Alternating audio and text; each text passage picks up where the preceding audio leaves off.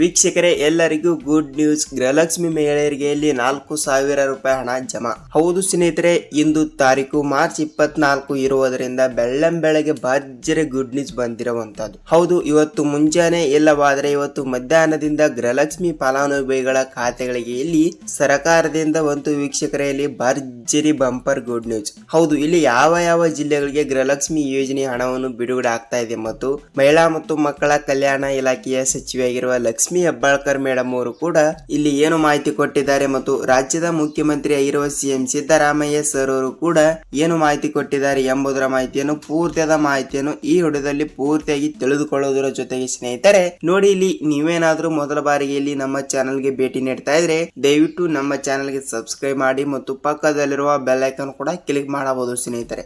ಸ್ನೇಹಿತರೆ, ನೀವು ವಿಡಿಯೋನ ಎಲ್ಲಿ ಸ್ಕಿಪ್ ಮಾಡದೆ ಪೂರ್ತಿಯಾಗಿ ನೋಡಿ, ನಿಮಗೆ ಇಲ್ಲಿ ಗೃಹಲಕ್ಷ್ಮಿ ಯೋಜನೆಯ ಬಗ್ಗೆ ಪೂರ್ತಿಯಾದ ಮಾಹಿತಿ ಗೊತ್ತಾಗುತ್ತದೆ ಸ್ನೇಹಿತರೆ. ಹಾಗಿದ್ರೆ ಬನ್ನಿ, ತಡಕ್ಕೆ ಗೃಹಲಕ್ಷ್ಮಿ ಯೋಜನೆ ಬಗ್ಗೆ ಪೂರ್ತಿಯಾದ ಮಾಹಿತಿ ಏನು ಬಂದಿದೆ ಏನು ಇಲ್ಲ ಅಂತ ಈ ವಿಡಿಯೋದಲ್ಲಿ ಕಂಪ್ಲೀಟ್ ಆಗಿ ತಿಳಿದುಕೊಳ್ಳುತ್ತಾ ಹೋಗೋಣ ಸ್ನೇಹಿತರೆ. ನೋಡಿ, ಇಲ್ಲಿ ರಾಜ್ಯದಲ್ಲಿ ಇರುವಂತಹ 30 ರಿಂದ 31 ಜಿಲ್ಲೆಗಳಲ್ಲಿ ಇರುವಂತಹ ಪ್ರತಿಯೊಂದು ಗೃಹಲಕ್ಷ್ಮಿ ಫಲಾನುಭವಿಗಳ ಖಾತೆಗಳಿಗೆ ಈಗಾಗಲೇ ಇಲ್ಲಿ ಮಾರ್ಚ್ ತಿಂಗಳಿನಲ್ಲಿ 16ನೆಯ ಕಂತಿನ ಬಂದಿದೆ ಮತ್ತು 17ನೆಯ ಕಂತಿನ ಕೂಡ ಬಂದಿದೆ. ಈಗ ಬಾಕಿ ಇರುವುದು ಇಲ್ಲಿ 18ನೆಯ ಕಂತಿನ ಮತ್ತು 19ನೆಯ ಕಂತಿನ. ಈ 18ನೆಯ ಕಂತಿನ 2,000 ಮತ್ತು 19ನೆಯ ಕಂತಿನ ಹಣ 2,000. ಟೋಟಲ್ ಆಗಿ ಇದು 2 ಅದು 2 ಟೋಟಲ್ ಆಗಿ 4,000 ರೂಪಾಯಿ ಹಣವನ್ನು ಮಾತ್ರ ಬಿಡುಗಡೆ ಆಗಬೇಕು ಸ್ನೇಹಿತರೆ. ಹೌದು, ಇದು 2,000 ಮತ್ತು 2,000 4,000 ರೂಪಾಯಿ ಹಣವನ್ನು ರಾಜ್ಯದಲ್ಲಿ ಇರುವಂತಹ ಪ್ರತಿಯೊಂದು ಫಲಾನುಭವಿಗಳ ಖಾತೆಗಳಿಗೆ ಇಲ್ಲಿ 4,000 ರೂಪಾಯಿ ಹಣವನ್ನು ಬಿಡುಗಡೆ ಮಾಡುವ ಕುರಿತು ಒಂದು ಮಾಹಿತಿ ಬಂದಿರುವಂತದ್ದು ಸ್ನೇಹಿತರೆ. ತಪ್ಪದೆ ಇವತ್ತು ಮಧ್ಯಾಹ್ನದಿಂದ ಇಲ್ಲವಾದ್ರೆ ಇವತ್ತು ಮುಂಜಾನೆ ಅಂತ ಅಂದುಕೊಳ್ಳಿ,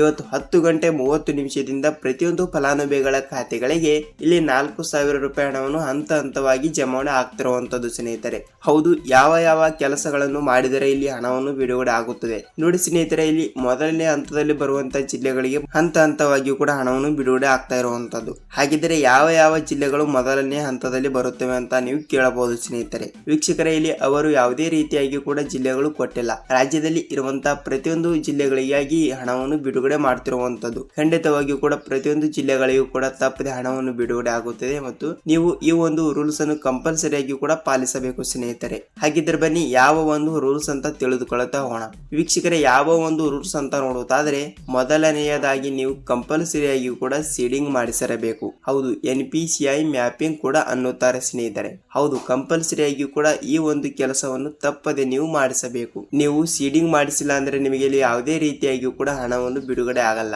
ಆದ ಕಾರಣ ನಿಮ್ಮ ಗೃಹಲಕ್ಷ್ಮಿ ಯೋಜನೆ ಹಣವನ್ನು ಯಾವ ಬ್ಯಾಂಕಿಗೆ ಜಮಾವಣೆ ಆಗುತ್ತದೆಯಲ್ಲ ಆ ಬ್ಯಾಂಕಿಗೆ ನಿಮ್ಮ ಆಧಾರ್ ಕಾರ್ಡ್ ಜೆರಾಕ್ಸ್ ಮತ್ತು ನಿಮ್ಮ ಬ್ಯಾಂಕ್ ಪಾಸ್ಬುಕ್ ಜೆರಾಕ್ಸ್ ಅನ್ನು ತೆಗೆದುಕೊಂಡು ಕಂಪಲ್ಸರಿ ಆಗಿ ಕೂಡ ಸೀಡಿಂಗ್ ಮಾಡಿಸಬೇಕು. ಸೀಡಿಂಗ್ ಮಾಡಿಸಿದ ಮರುದಿನ ಕಂಪಲ್ಸರಿ ಆಗಿ ಕೂಡ ಇಲ್ಲಿ ನಿಮ್ಮ ಜಿಲ್ಲೆಗಳಿಗೆ ತಪ್ಪದೆ ಹಣವನ್ನು ಬಿಡುಗಡೆ ಆಗುತ್ತದೆ ಸ್ನೇಹಿತರೆ. ವೀಕ್ಷಕರೇ, ನೀವು ಸೀಡಿಂಗ್ ಮಾಡಿಸಿದರೆ ಇಲ್ಲಿ ನೇರವಾಗಿ ನಿಮ್ಮ ಡೆಬಿಟಿ ಮುಖಾಂತರ ನೇರವಾಗಿ ನಿಮ್ಮ ಬ್ಯಾಂಕ್ ಖಾತೆಗೆ ಇಲ್ಲಿ ನೇರವಾಗಿ ಹಣವನ್ನು ಬಂದು ತಲುಪುತ್ತದೆ ಸ್ನೇಹಿತರೆ. ಅದಕ್ಕಾಗಿ ಕಂಪಲ್ಸರಿ ಆಗಿ ಕೂಡ ನೀವು ಸೀಡಿಂಗ್ ಮಾಡಿಸೋದನ್ನು ಮಾತ್ರ ಮರೆಯಬೇಡಿ.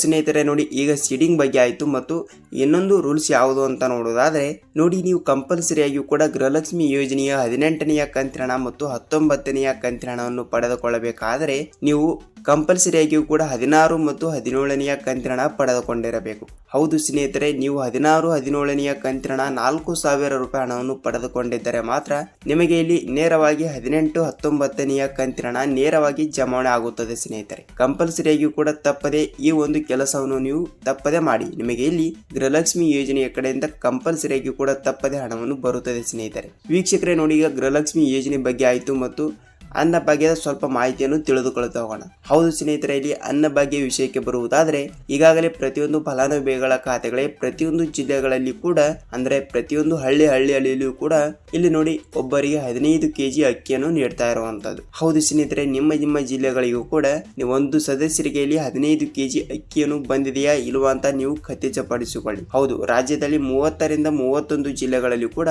ಪ್ರತಿಯೊಂದು ಜಿಲ್ಲೆಗಳಿಗೂ ಕೂಡ 15 kg ಅಕ್ಕಿಯನ್ನು ನೀಡ್ತಾ ಇರುವಂತದ್ದು. ಇನ್ನು ಮುಂದೆ ಅನ್ನಭಾಗ್ಯ ಯೋಜನೆಯ ಅಕ್ಕಿ ಹಣವನ್ನು ಕೂಡ ಬಿಡುಗಡೆ ಆಗಲ್ಲ.